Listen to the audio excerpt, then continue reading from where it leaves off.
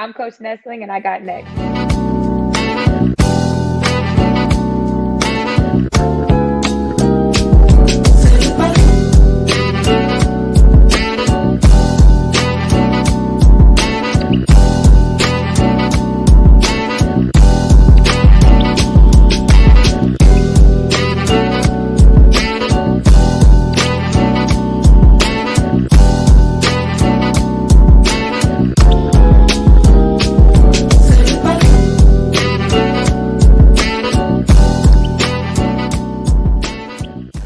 What it do, SLT Nation? Welcome back to another episode of Sports Life Talk. You Got Next series, where we comb the globe and we try to find outstanding stories, phenomenal stories of individuals who are doing big things and accomplishing big dreams. And if for some odd reason we just find these coaches out here, and these coaches have so much to give, and we want to give it back to you guys and make sure that we tell you these outstanding stories. So with that being said, you can see the color that's on the board. It is Attack of the Red Wolves today. Can I be a Red Wolf, Coach? You absolutely. All you gotta do is put your little sign up. And there it is. There it is. Red Wolves in the building.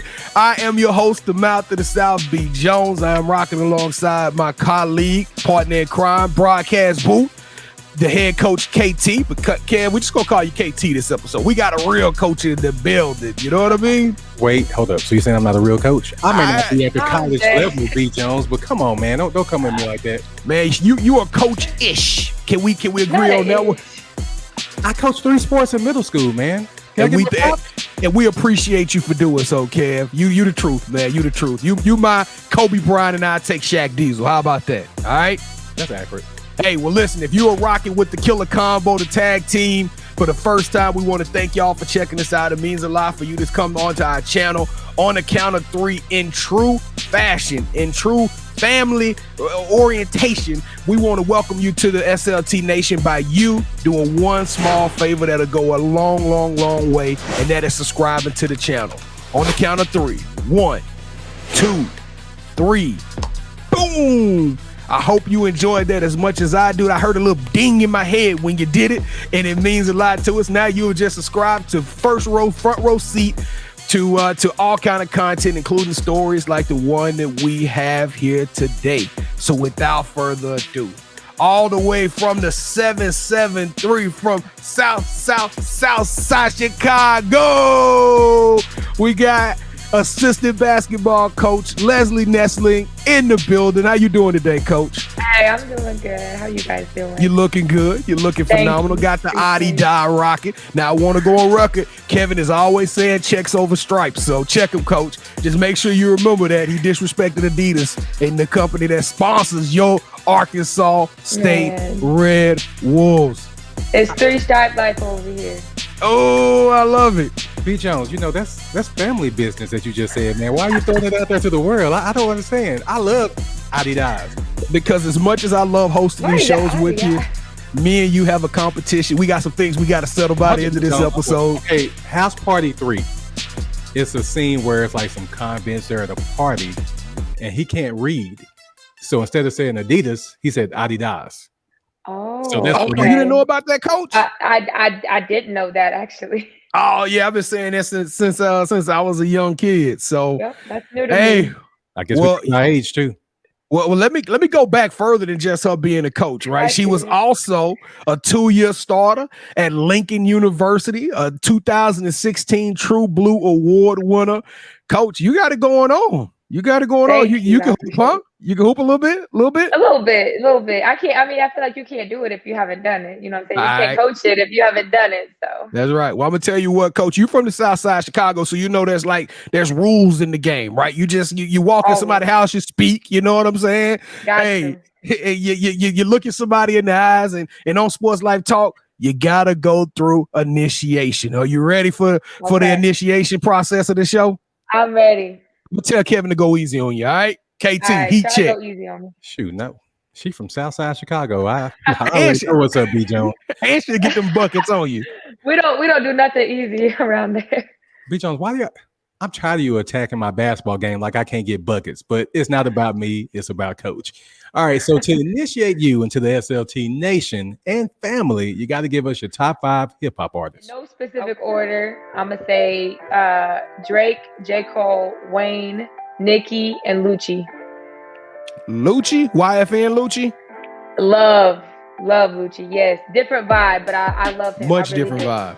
Yeah, but it's just, he has exactly like nobody can match. And when he put a song on, you know it's him. It's never any question. Okay, Coach, you got a solid top 5, but real quick, no Kanye, no Common. Ooh. I know. I know that was coming. No Chief Keef. Old Kanye. Chief Keef is cool. Old Kanye. I'll say old Kanye for sure. I was a big Kanye fan early on. Not as much anymore, but I was. I do like Chief Keef, he's cool. So I like Chance the Rapper, you know what I'm saying, from the Chi. So I do like some Chi-Town rappers too. But those are my top 5. What about the one y'all just lost this past summer, King Vaughn? I really didn't mess with him for real. For real? Okay. For real. I was a big Pop Smoke fan. I still am, but obviously RIP, but I'm huge, and I felt like he had a different flow. I look for that different vibe, I feel like everyone's kind of doing the same thing nowadays, and I felt like Pop Smoke was something that was a little different that I really liked. All right, Coach, so who is your favorite superhero and why? So I really I was a big superhero fan. Like growing up, I watched all the superhero movies. Like I went and watched Iron Man and Superman and Batman in theaters. So this was really a hard question for me. But I'm gonna say Batman. And really, I just think he's a badass. He always trying to, save his city.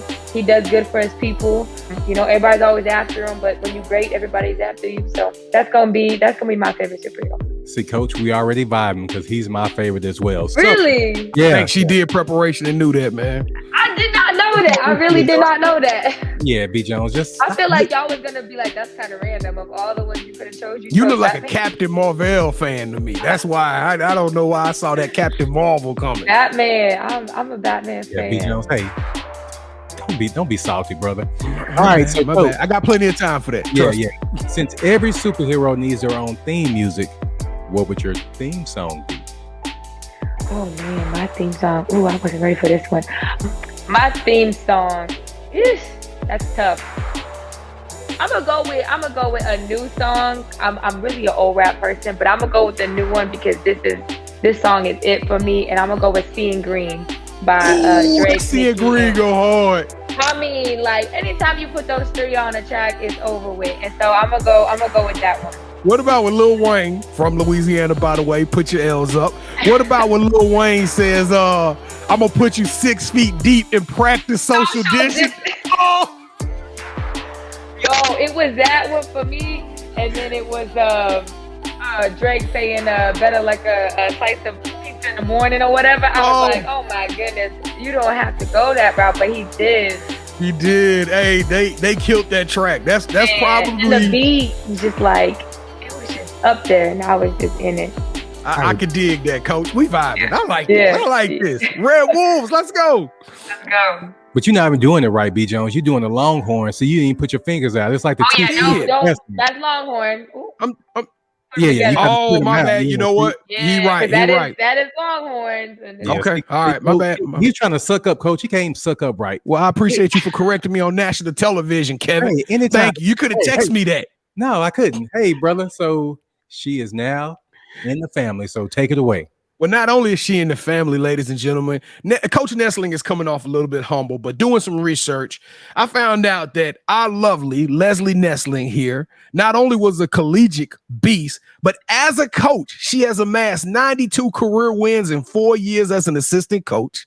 She has 2 national tournament appearances, 1 Sweet 16 appearance, has recruited and coached 6 All-Americans, 3 Freshmen of the Year. Oh, and by the way, she's a loving dog mom. How's that, Coach? How you feeling? Man, you really got me all over. You really did. You did good there. But I'm appreciative for all of the research. But definitely a dog mom. I love my dog. Well, you're giving me credit for researching you, but backstage you dogged me out for saying you from Thayer, Missouri. Nah. I didn't make to make sure. And I wasn't gonna get you, but a lot of people call me Leslie. It's actually pronounced Lizzie, just so you know. But I get Leslie, and I even get Libby. I'm like, there's no B. Nah, so let's make sure. Lizzie. I hate saying Lizzie McGuire, but that's the best reference. Lizzie.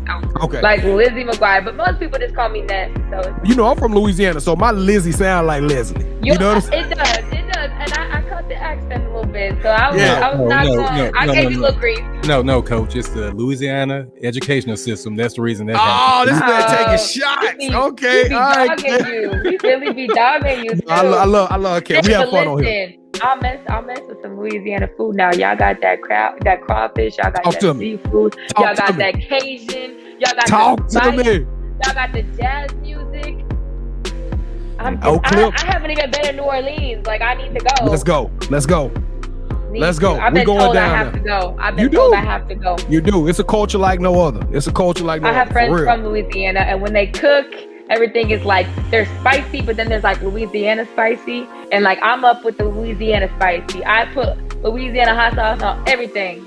And you from the south side of Chicago, so you got them things, you got them hands, you got that action. You know what I'm saying? So you can put your own in Louisiana.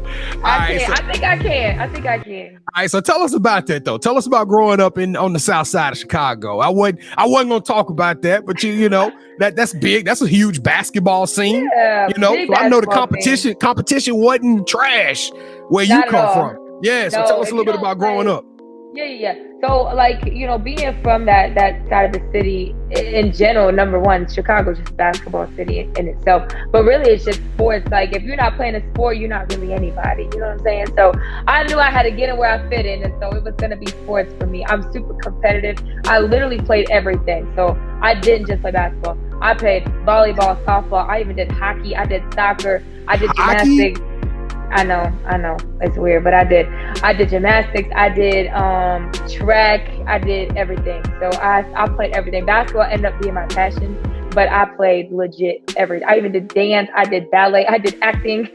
So I was all over the map, but basketball was number one for me. So that's kind of where it started. I was really into just playing outside with my friends. I actually didn't start playing for my school. I played for like a little club, and then just kind of grew through that. Really though, I didn't get super serious about it until I moved. So I moved, and then all the other sports in there in Missouri were like not existent because it's a small town. So it was like, okay, well, I guess basketball is available. So I'm gonna just play basketball. And I was like, hey, I'm actually kind of good at this. And then, so I just continued to play. But I love my city. I'm a huge Bulls fan. So, do you get to go back to Chicago often? Not as often as I would like. We do recruit out there. Like, we'll be out there in July. So I'll get to go back to my city. I miss the pizza. I miss all the good food there. Chi-Town is it's just an experience. So being away from it, it kind of sucks. But at the same time, of course, I always love visiting, but I don't get to quite often. Well, that's dope. That's super dope. So now we talk about your career. You decided you're going to play basketball. You're in Thayer, Missouri at this point in time, right? So I'm trying to keep up with the chronicle here, right? All right. So now we're in Thayer, Missouri playing basketball. All right. So now what transpired or what clicked in your mind that let you know that, hey, I'm good enough to play at the next level, and you'd made that determination to continue your career playing b-ball at university? Really, it was my coach. Like, he invested a lot in me. We had a really good relationship, and he spent a lot of time working with me. He's a great coach. He got Coach of the Year multiple times. He's won state championships. He's done all that. So he just spent a lot of time with me. And I was in that gym, I swear to you, like 10 hours a day during the summer. Like, I was in that thing, just hooping and practicing. I would make him give me workouts. I would do the workouts on my own. I was shooting the gun. So, I put a lot of time into it. I was not naturally like athletic. I wasn't naturally good. Like, I was someone who had to really work for it, I was always jealous of the kids that it just came natural. Like, I'm like, dang, I have to work 3 times harder than everybody else. But I did because I loved it. And I think really like the interest started coming like my my sophomore, junior year, you know, and I had coaches start contacting me and this and that. And, you know, I always dreamed of playing college basketball. That was the goal. So I just worked really hard, you know, started getting recruited, started taking visits, did all that. And then I decided I wanted to go the JUCO route because I wanted to experience what it was like, you know. I wanted to get a feel for it. I wanted to see, you know, I didn't want to just go to some 4-year and sit the bench my first year. I was like, that's not it. So I went JUCO for a year, got my feet wet a little bit. And then I got recruited by my coach, who is still to this day my mentor at Lincoln. And so I went there and I got to experience the HBCU life for 3 years, which was amazing. I loved it. The culture was awesome. The environment was awesome. Campus life was awesome. So yeah, that was a little bit about kind of my journey of getting there. Now I feel sorry for the girls you coach now, coach. Because anytime a coach say, I wasn't athletically gifted, I'm like, oh Lord, because the hard work that this kid is gonna have to put in, especially the good ones are really about to catch the business with you, because like, you being lazy, you can be better, you can work, your expectations are probably through the roof, coach. Very high for sure, especially those naturally talented ones. It's like, listen, this is easy for you already, so we're gonna bump it up a notch. We're gonna get it. We're gonna make you work hard and be talented, and then you're gonna be really, really good. Yeah, you ain't got no excuse. If I was in here for 10, you need to be in here for 12, because you really can do this. You understand though? I mean, like, if I can make this time when y'all sprint, y'all can definitely make this time when y'all sprint. Hold on, that kills me though. When they're doing sprints and they just go half-ass at it, I be wanting to strangle some kids.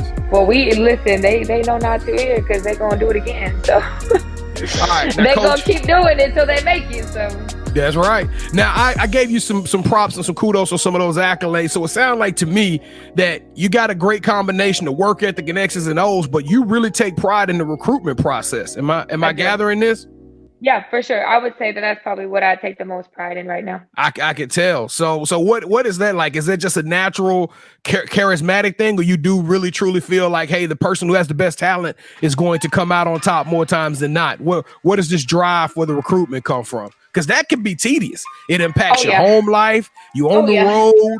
You know, you're constantly trying to, woo families. You're talking to parents. It's a lot.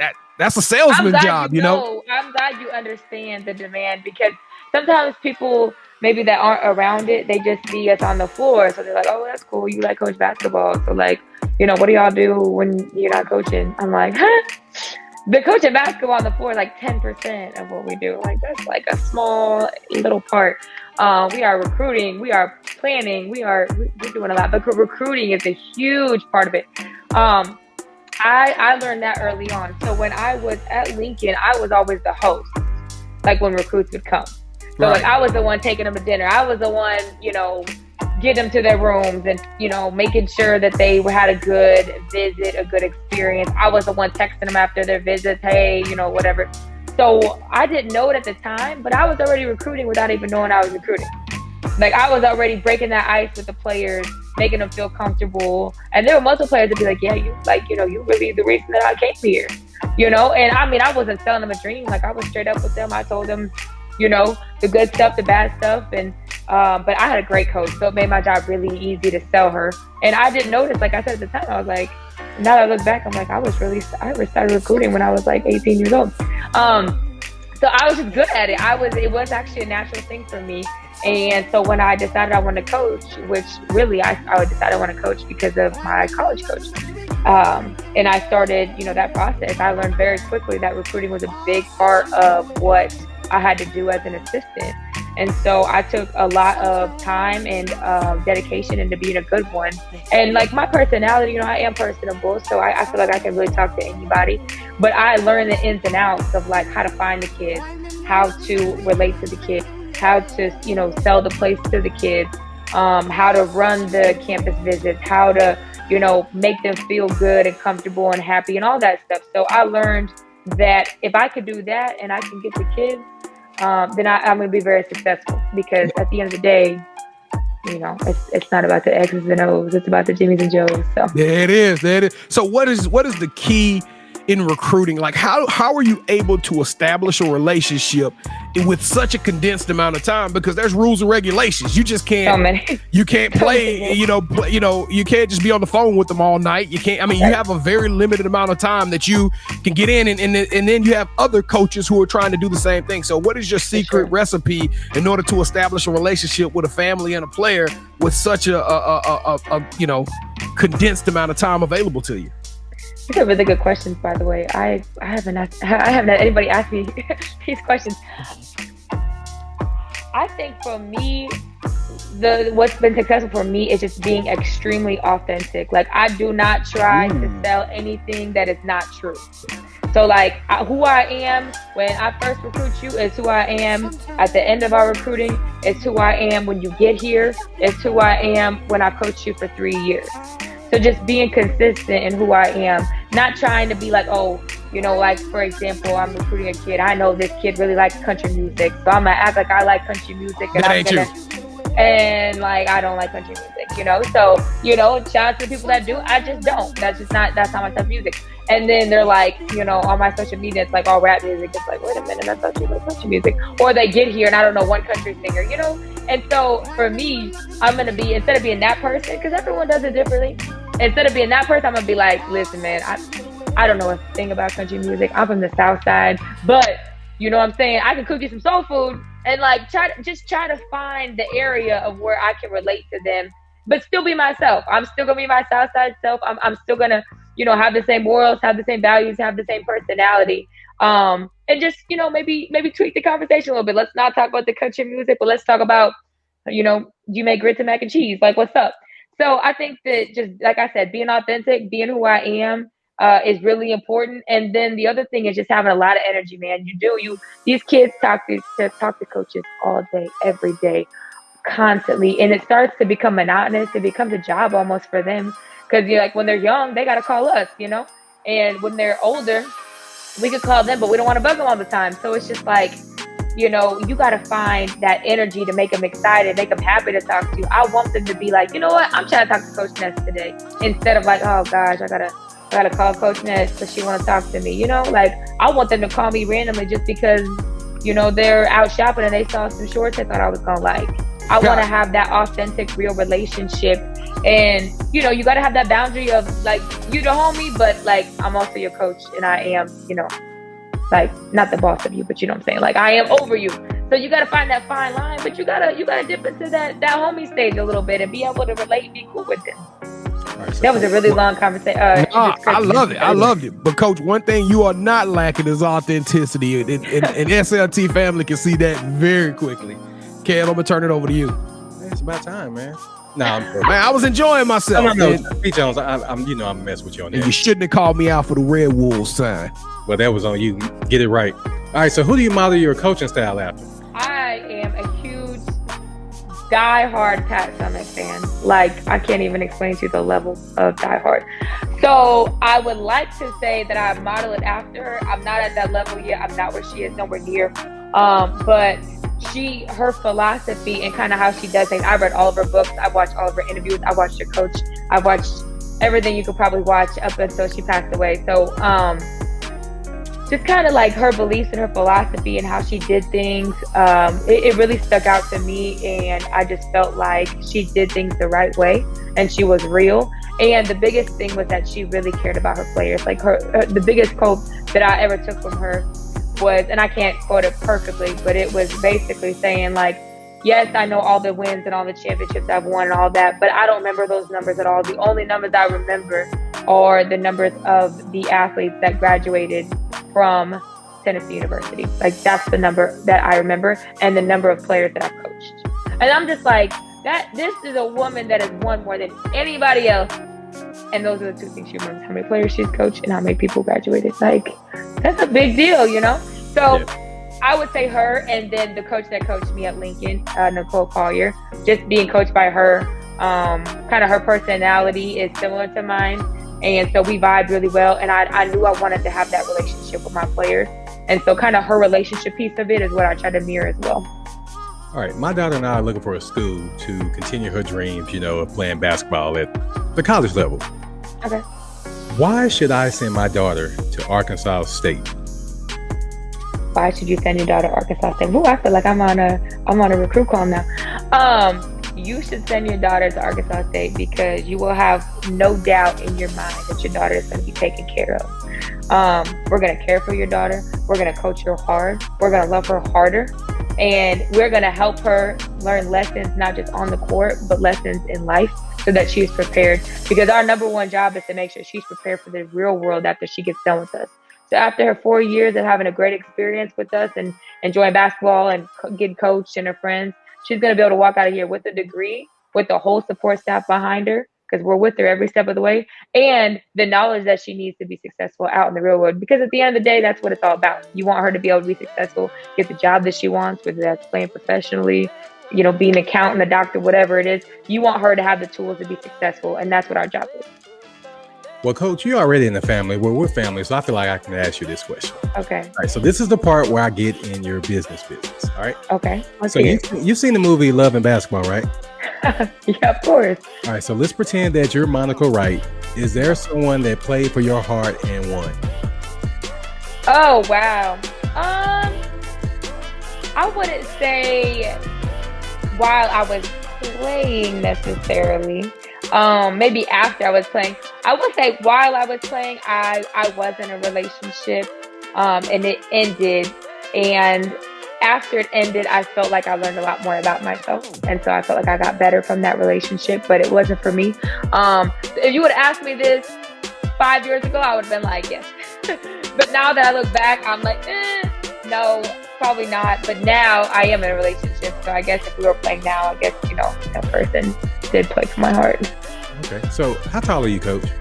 I'm about 5'9". 5'9"? So I'm just going to ask you this. We have a young lady on our show that you can watch Wednesdays at 8 p.m. Central on Facebook and YouTube. She's 5'10", and she says if the person isn't 6'2", they don't have a chance. Do you have a height requirement? I do not have a height requirement, no.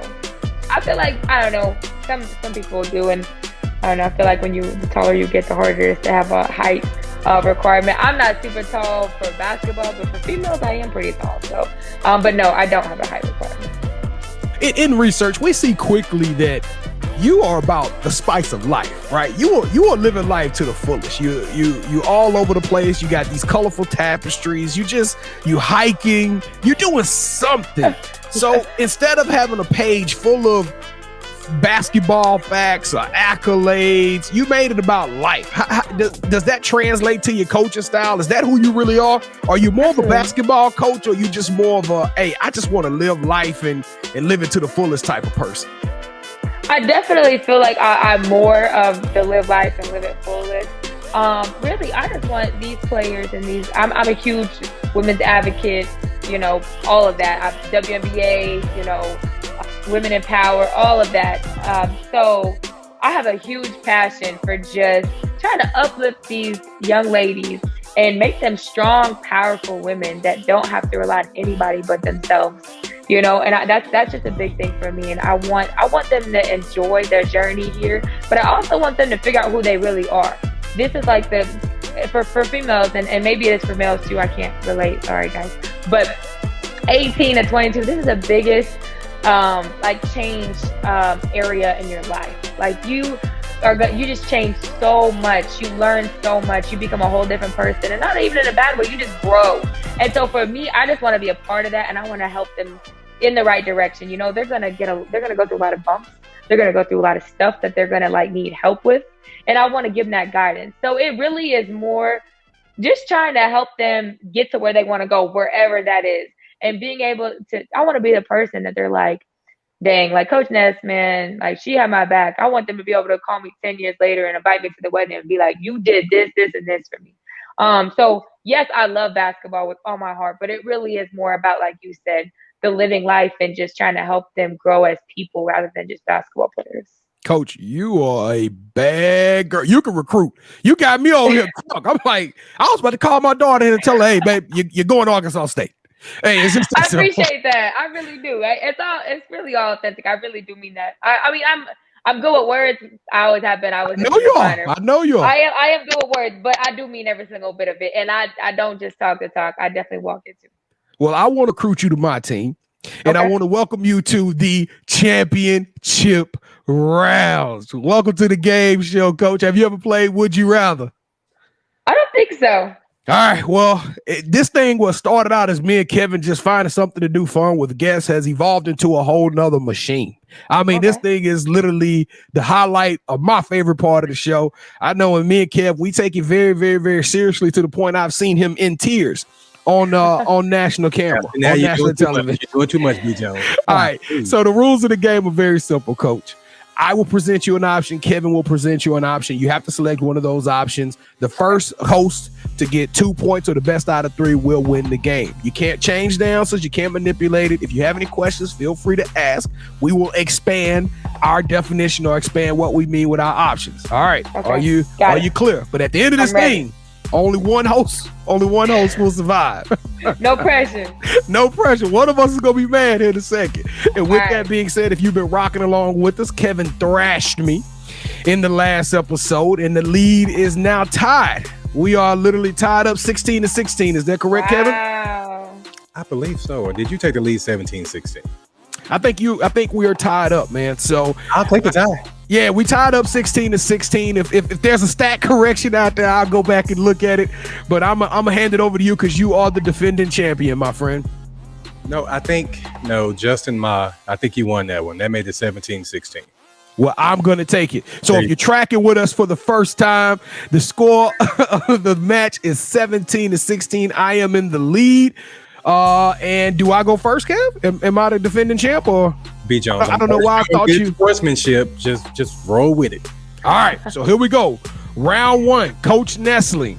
Would you rather coach a player that became a coach and won a ring, or coach a player that became a Hall of Famer? Oh gosh. I'm gonna say I would rather. That's a really good question. I'm gonna go with I would rather coach a player that became a coach and won a ring. And just like that, the champ is here. You don't even know the building. That was tough though. That was really hard. I'm in the building. It has began. Kevin sweating now. You can see. Look at him right there. I'm all right. Hot in his room, but round number 2, Coach Nessling. Would you rather make it to the championship game with an opportunity to win or lose, or win a conference title 10 years in a row with a shot to make it to the tournament? Probably win the conference 10 in a row and a shot to make the tournament. Now I'm interested. You made the tournament. You know how hard it is to get to that championship game. This was supposed to be my. I know. So I'm giving you an opportunity to dance. I like the legacy. can dig that. I dig that. Respect. Good point, Kev. Yeah. You go. Hey, respect, man. Don't question her. Just say respect. I respect. Yeah, I mean, like, you guys, your questions, I'll be like, ooh, I could go either way. All right. So for the win for one of us, Coach, and just remember who reached out to you. All right. Would you rather fast forward 10 years and become an established head coach, or would you rather rewind 10 years and be able to know what you know now and do it all over again? Oh, wow.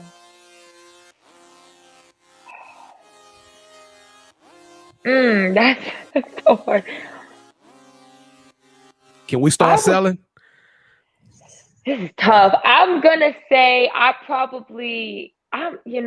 y'all can tell I'm a free spirit, so I'm a no regrets type of person. So I'm probably gonna be an established coach in 10 years. Oh, I do. Sometimes I do wish I could go back though. I will say that, but I'm gonna go. I always look forward. So, well, Coach, you could have took all this information, went back in time, and you still could have became a coach. You still could have became a coach. You're right. Well, B. Jones, you know what we're gonna have to do? We got to make sure we go back and make sure that I think I did win that one with Justin Miles. Yes, I did. Yeah, I did. When I edited earlier, I put mine on there. I think I won it. I think I'm up 2 games or 1 game. It don't matter. I won this one. Thank you, Coach. I even did it right. Welcome. Yeah, I even did it right. You did do it right. No. See? No home training. No home training. Sport. All right, Coach. Well, the title of the show is You Got Next. Oh, by the way, congratulations, Kevin. You will see me again, sir. I promise you. This is not over by a long way. Thank you, Coach. You recruiting these guests to come on here and let you win, man. We know that's not true. All right, Coach Nessling, the name of the show is You Got Next. And so everybody's going to be sitting at the edge of their seats. And they want to know, what is next for you? Do you plan on becoming a head coach? Do you plan on becoming a recruiting director for a university? What is the next? What is in the future? We just planning on going hiking on Saturday? No, I am a future planner. I'm free spirited, but I got a little structure in me. No, I would love to be a head coach. That is the goal, is just to be a head coach someday. Would preferably like it to be at the Division I level, but I'm not married to that. But yeah, I want to be a head coach and run my own program someday.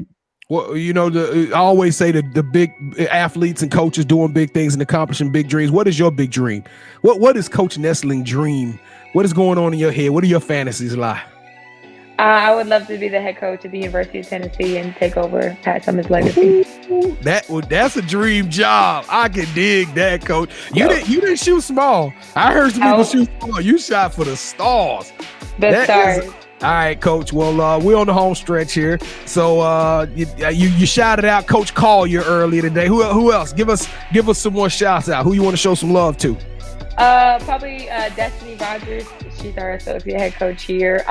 She's really helped me, get comfortable in this position. She's taught me a lot. So she's a big one to shout out for sure. Is she gonna watch the show? Oh yeah, for sure. Hey, Destiny. What's up? Amber Smith, that's someone that's extremely close to me. She also coaches, so I spend a lot of time with her, and so definitely got to shout her out. She's there for me every step of the way. She'll watch this as well. All right, shout out to you too, Amber. That's her name, right, Amber? Yes, Amber. Yep. All right. Those would be my two shout outs. All right, cool beans. Now, Coach, I'm pretty sure some kids at the house, they like, man, I don't know. I was getting a call from Northwestern State, Louisiana, but I think I gotta go play with Coach Nessling in the Redwoods. So tell them how they can find you, Coach. Hey, you can find me on all social media. I'm on Instagram and Twitter at CoachNess45. Super simple. And then honestly, all my information's on our website. So you go to astate.edu, then you got it all right there. Yep. Coach Nessling, you the coolest in the building. You're super cool. I'm so excited we got you on the show. And I got some good news for you. What's up? You got next.